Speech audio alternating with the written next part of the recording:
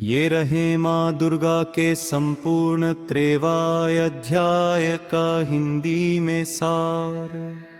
इस पाठ को 3 भागों में बांटा गया है। प्रथम चरित्र माँ काली अध्याय, फिर मध्य चरित्र महालक्ष्मी अध्याय 2 से पार, उत्तम चरित्र माँ सरस्वती अध्याय पंसेत्र। मार्कंडे ऋषि राजासुर और समाधिवेश्य को देवी महात्म्य सुनाते हैं। भगवान विष्णु योग निद्रा में सोए थे। उनके कान के में से मधु और कैटभ नाम के 2 राक्षस पैदा हुए और ब्रह्मा जी को मारने लगे। ब्रह्मा जी ने योग निद्रा देवी की स्तुति की। विष्णु जी जागे और पैसने वर्षों तक युद्ध करके दोनों का वध किया। अध्याय धाओ महिषासुर सेनावध। महिषासुर ने सभी देवताओं को हराकर स्वर्ग पर कब्जा कर लिया। सभी देवता त्रिदेव के पास गए। तब सभी देवताओं के शरीर से एक तेज निकला और उसे एक सुंदर देवी प्रकट हुई। सभी देवताओं ने अपने अस्त्र शस्त्र देवी को दिए। शिवजी ने त्रिशूल, विष्णु ने चक्र, इंद्र ने वज्र दिया। देवी ने महिषासुर की विशाल सेना का संहार शुरू किया। अध्याय त्रय महिषासुर वध। माँ और महिषासुर का भयंकर युद्ध हुआ। महिषासुर कभी भैंसे का, कभी शेर का, कभी मनुष्य का रूप बदलता रहा। अंत में जब वह भैंसे के रूप में था, तब देवी ने त्रिशूल से उसका हृदय चीर दिया और उसका वध कर दिया। अध्याय 4 देवी स्तुति, शुक्र आदि स्तुति। महिषासुर के मरने के बाद इंद्र सहित सभी देवताओं ने देवी की स्तुति की और प्रार्थना की। देवी ने वरदान दिया कि जब जब पृथ्वी पर असुरों का अत्याचार बढ़ेगा, तब तब मैं अवतार लेकर रक्षा करूंगी।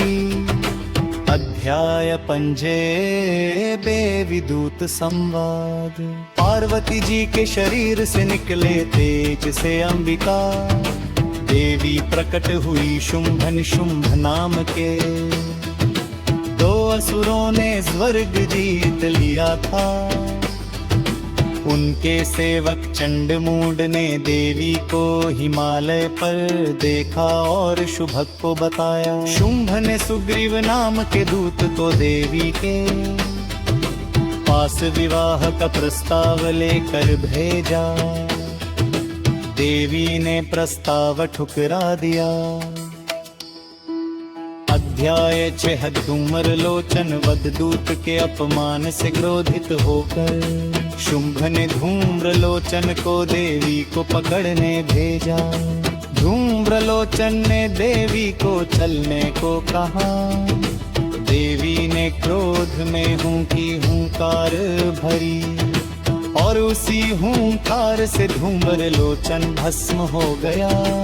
अध्याय 1 चंडमुंड वध। धूम्र लोचन के बाद शुंभ में चंद्रमुंड को भेजा। देवी को क्रोध आया और माथे से काली देवी प्रकट हुई। काली ने दोनों राक्षसों का सिर काट कर देवी को भेंट किया। तभी से देवी का नाम चामुंडा पड़ा। अध्याय 8 रक्त बीज वध। अब शुंभ ने रक्त बीज को भेजा।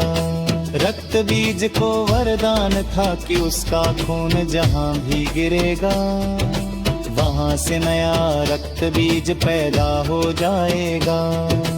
देवी ने काली से कहा कि तुम खून को जमीन पर मत गिरने दो।